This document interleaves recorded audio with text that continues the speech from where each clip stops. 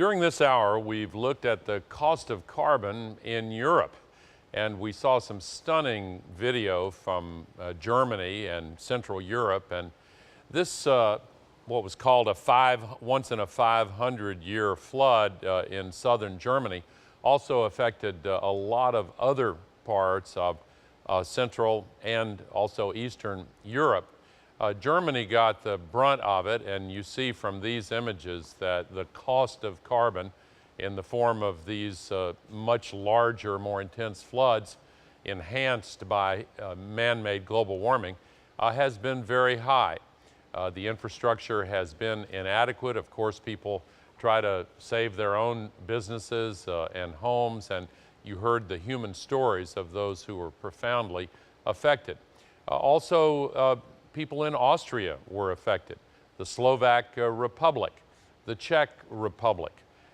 In Hungary, the same kinds of terrible impacts where they also paid the cost of carbon. We have been seeing in the United Kingdom the biggest rainfalls over an extended period of time ever. This past year was the wettest year ever recorded in the United Kingdom. Here's a video from Newcastle. The worst storm anyone here can remember quickly turned a summer evening into a disaster. Weeks of rain fell in 2 hours, followed by flash floods. At one point, more than 20,000 homes were without electricity. There used to be an old saying about sending coal to Newcastle. Well, the cost of carbon came to Newcastle. And in Scotland, where golf is said to be invented, the Scottish Open paid some of the cost of carbon this year.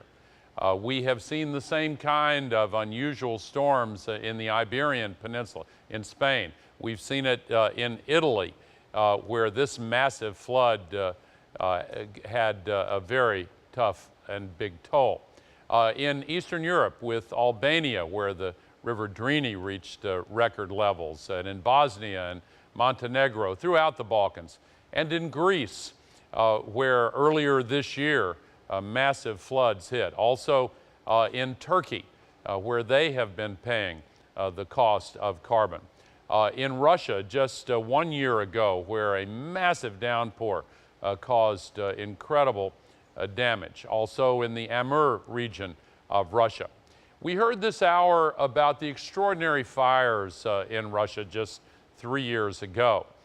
Their records go back almost 1,000 years, and there has never been anything approaching the drought and the fire damage that occurred just 3 years ago in Russia. And we heard about the respiratory illnesses, the loss of life, the smoke damage. But just 4 months after this, there was other damage. The president of Russia at that time, now the prime minister of Russia, said this event demonstrated to him how all leaders have to make more strenuous efforts to fight against climate change. 4 months after these fires and all the smoke damage, Russia and Ukraine and Kazakhstan halted all of their grain exports to world markets.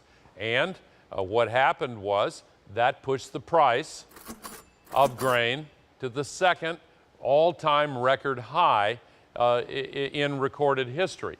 Now, this second peak, right after the Russian fires, happens to be the exact moment in time when a food vendor in Tunisia set himself on fire and started the Arab Spring. There were many other factors that led to that uprising.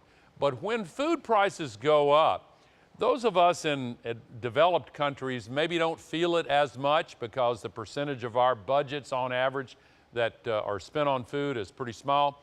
But in the poor countries of the world, they can spend 50, 60, 70% of their household budgets on food. So these food price spikes can cause food riots and all kinds of disruptions. Well, the same kinds of fires that hit Russia also hit the Balkans, hit Greece. In many areas, we see the same thing in Spain and Portugal. And the droughts that are predicted in the decades ahead in Europe are really beyond the imagination. I want to focus just briefly on this. This color on the legend, this is extreme drought, exceptional drought, and this is the worst possible drought. Look at what is projected for all of Southern Europe and Turkey and parts of North Africa in the decades ahead if we continue to pay the cost of carbon by avoiding a policy of putting a price on carbon so we can stop encouraging the emissions of all this global warming pollution. It's impossible to imagine what this would mean to the world to have that kind of devastating, extended, continuing drought throughout Southern Europe. This is the largest river in France. The Loire has been called the Garden of France, the Loire Valley. And there have always been droughts from time to time, but this kind of condition is predicted to be almost permanent a few decades from now, unless we take action. Switzerland is not really supposed to look like this. We saw the same extended deep drought in Spain, also in the Balkans, again, Serbia, affecting agriculture in Bulgaria and Macedonia. The cost of carbon in the form of the lost infrastructure, the wildfires, drought, sea level rise, agricultural losses, and all the rest is a cost that we're already paying. So we need to put a price on carbon in the markets so that we can avoid paying the cost of carbon in these other ways. We need to put a price on denial in political systems so that we can make the kinds of changes that reasonable people understand are greatly needed. Now, Europe has been leading the way for quite some time toward renewable energy.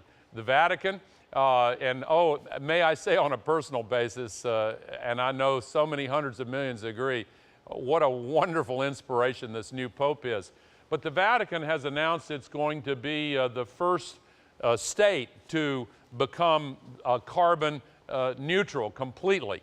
It's very small, has God on its side, has a couple of advantages, but it's inspiring. And we're seeing in England very large commitments to solar, and this also is inspiring. Spain is now backing away a little bit, but it has made a great contribution to the boosting of solar energy worldwide.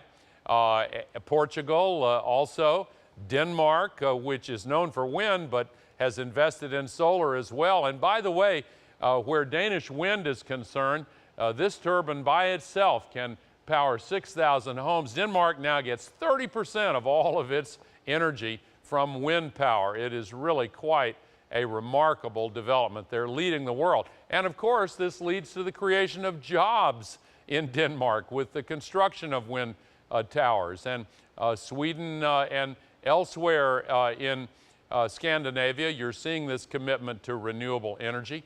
In Scotland, this is the largest offshore wind farm, the London Array, and in Wales, an idyllic scene. Turkey has great wind resources that they're just beginning to tap. And you know, we've talked about solar and wind, but we should not neglect geothermal power. Iceland now gets 100% of its energy from renewable sources, including from its commitment to these massive reserves of geothermal energy, lots of employment, lots of energy. Paris is also exploring geothermal energy, this within the city limits of Paris. Now, this is another source, district heating, where you have extra heat, in this case from a data center that can be used to heat buildings. This is a biomass facility in a village in Germany where they're getting all of their energy in this way. We have not talked a lot about wave power, but in many countries in Europe, there's a great initiative to exploit this great resource.